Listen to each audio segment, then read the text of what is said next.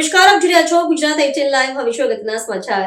વડોદરાના તાજા સમાચાર. ગેંડા સર્કલ સ્થિત ઓશિયન કોમ્પ્લેક્સ બહાર કથિત એક્સ્ટ્રા મેરેજ અફેરને લઈને હંગામો. વડોદરા શહેરના ગેંડા સર્કલ વિસ્તારમાં આવેલા ઓશિયન કોમ્પ્લેક્સ બહાર આજે તે સમયે તણાવપૂર્ણ માહોલ સર્જાયો હતો, જ્યારે કથિત એક્સ્ટ્રા મેરેજ અફેરને લઈને બે પક્ષો વચ્ચે તીવ્ર બોલાચાલી શરૂ થઈ હતી. પ્રત્યક્ષદર્શીઓના જણાવ્યા અનુસાર આ મામલો વ્યક્તિગત સંબંધો સાથે સંકળાયેલો હોવાનું સામે આવ્યું છે. જાહેર સ્થળે મામલો બહાર આવતા જ બંને પક્ષો વચ્ચે આક્ષેપ પ્રત્યાક્ષેપ, ઉગ્ર વાદ વિવાદ અને હોબાળો જોવા મળ્યો હતો. ઘટનાને પગલે મોટી સંખ્યામાં લોકો સ્થળ પર એકત્રિત થયા હતા, જેના કારણે આસપાસના વિસ્તારમાં અફરાતફરીનો માહોલ જોવા મળ્યો હતો. ઘટનાની જાણ થતાં જ ગોરવા પોલીસ તાત્કાલિક સ્થળ પર પહોંચી અને પરિસ્થિતિને નિયંત્રણમાં લીધી હતી. પોલીસ દ્વારા બંને પક્ષોને સમજાવવાનો પ્રયાસ કરવામાં આવ્યો હતો, પરંતુ મામલો ગંભીર બનતા બંને પક્ષોને ગોરવા પોલીસ સ્ટેશન લઈ જવામાં આવ્યા હતા, જ્યાં આગળની કાનૂની કાર્યવાહી હાથ ધરવામાં આવી રહી છે. ગોરવા પોલીસના જણાવ્યા અનુસાર આ મામલો ખાનગી વિવાદથી સંબંધિત છે અને હાલ તમામ મુદ્દાઓની વિગતવાર તપાસ ચાલી રહી છે. તપાસ પૂર્ણ થયા બાદ હકીકતોના આધારે યોગ્ય કાર્યવાહી કરવામાં આવશે. હાલમાં બંને પક્ષ તરફથી ફરિયાદ નોંધવાની પ્રક્રિયા ચાલુ હોવાનું જાણવા મળ્યું છે. ઘટનાને પગલે ઓશિયન કોમ્પ્લેક્સ તેમજ આસપાસના વિસ્તારોમાં પોલીસ બંદોબસ્ત રાખવામાં આવ્યો હતો. હાલ પરિસ્થિતિ સંપૂર્ણ રીતે નિયંત્રણમાં હોવાનું પોલીસે જણાવ્યું છે.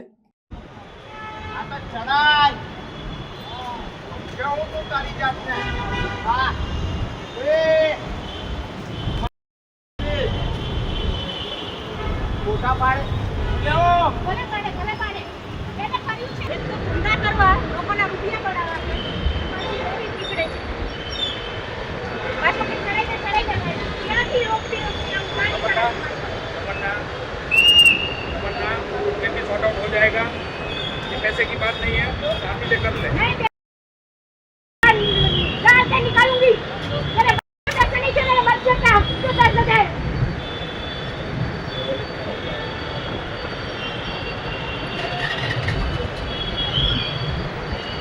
अंदर करना है तो रेड लाइट एरिया में जल्दी जाना.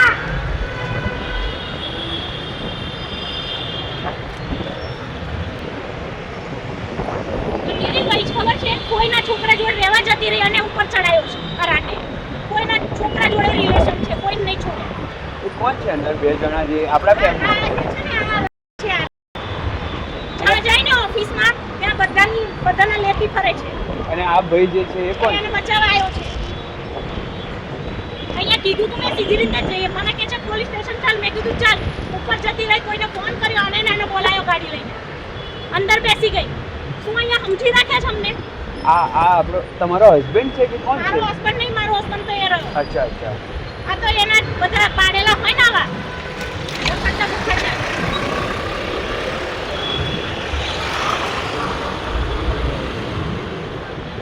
અને એનો બાપ મને જેમ ફાવે એમ ગાળો દે. મારો તો કઈ વાંક નથી. એક જ ઓફિસમાં કામ કરો છો તમે? હું તો હાઉસવાઈફ છું ભાઈ. અચ્છા.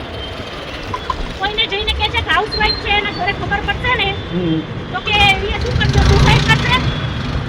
હાઉસવાઈફમાં શું હોય? હાઉસવાઈફને ઘર ના હોય તો સુસાઈડ કરી લે. સાચી વાત. કાં તો કે ડિવોર્સ થઈ જશે, રસ્તો થઈ જશે, ગાળો કરીને પૈસા લઈ લઈશે. એમ આ બધા પૈસા માટે બધાને લૂંટે છે. અને આવું ચેક લગાવશે. બધાની મરાઈ છે ને બધાને ચેક લગાવશે. મારે કોઈની જરૂર નથી. પોલીસ કંટ્રોલમાં ફોન કર્યો છે? મેં એને પ્રેમથી કીધું, એને જ મને કીધું કે સામેથી કે ચાલ કે પોલીસ સ્ટેશન. હું જવા તૈયાર થઈ તો ઉપર એની ઓફિસમાં જતી રહી. એટલે ખોટી છે? એટલે ખોટી જ છે. જ્યાં છોડી છે ને ઓફિસ, હજુ જૂની જગ્યાએ કે અહીંયા મહિનો નહીં થયો અહીંયા આવી છે ને.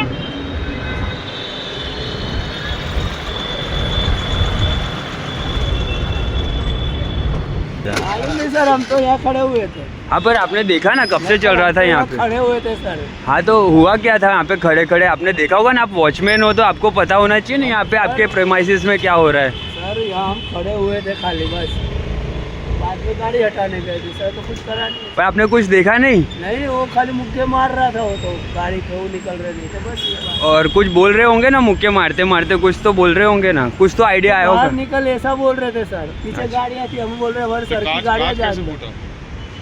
और किसने मारे मुक्के गाड़ियों में? वो जो लड़की का भाई के घर वाला था. तो अभी उनको पुलिस ले गई, क्या हुआ? पुलिस